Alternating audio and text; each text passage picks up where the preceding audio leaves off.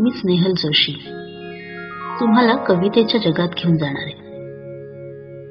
माझ्या मते कविता ही कधी गणितासारखी वाटते, परंतु गणिताला जसं एकच उत्तर असतं तसं कवितेचं नसतं. एकाच कवितेचा अर्थ विविध प्रकारांनी लावता येतो.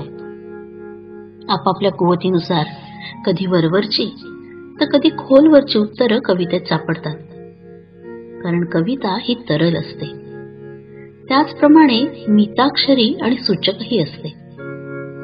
पण ही उत्तरं शोधण्याची क्रिया आणि सापडल्याचा आनंद आपल्याला सुखावतो. टीप कागदावर शाई पसरून जशी शोषली जाते ना, त्याप्रमाणे मन शब्दांसोबत येणारा नाद, स्पर्श, रंग, रस, गंध हे सारं आणि त्याही पलीकडे असणारं असं सगळं काही शोषून घेते. त्यामुळे भावनांबरोबरच विचारांनीही मन हिरवगार होतं. ही समृद्धी मनाची श्रीमंती असते.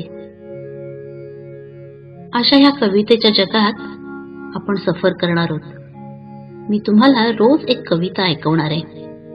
पहा बरं, आवडते का? कवितेचं नाव आहे आई. कवी निशिकांत कानेटकर.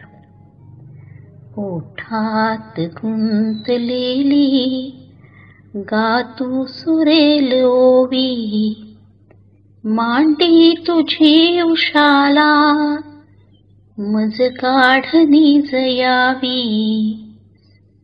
नक्षत्र पसरुनिया तू घाल अंथरुण, देशाल पांघराया चांदण्या कोंतवून.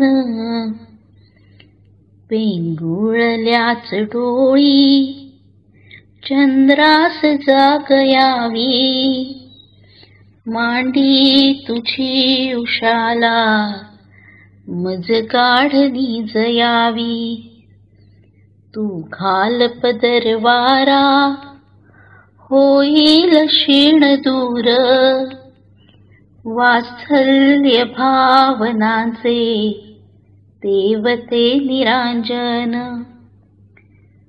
मायेत चिंब झाली गाथा उरात गावी, मांडी तुझी उशाला मज काढणी जयावी. झाल्या चुकीस माझ्या तू आवरून घ्यावे, जाईल तोल माझा तू सावरून घ्यावे. घेता कुशीत सारी चिंता सरून जावी, मांडी तुझी उशाला मज काढणी जयावी. आता कसे मी कोणा सांगू मनातले हे, गेलीस दूर निघुनी मी एकटाच आहे. आशिष सोबतीला अंगाई त्यांची व्हावी, मांडी तुझी उशाला मज काढणी जयावी. ओठात गुंतलेली गातू सुरेल ओवी, मांडी तुझी उशाला मज काढणी जयावी.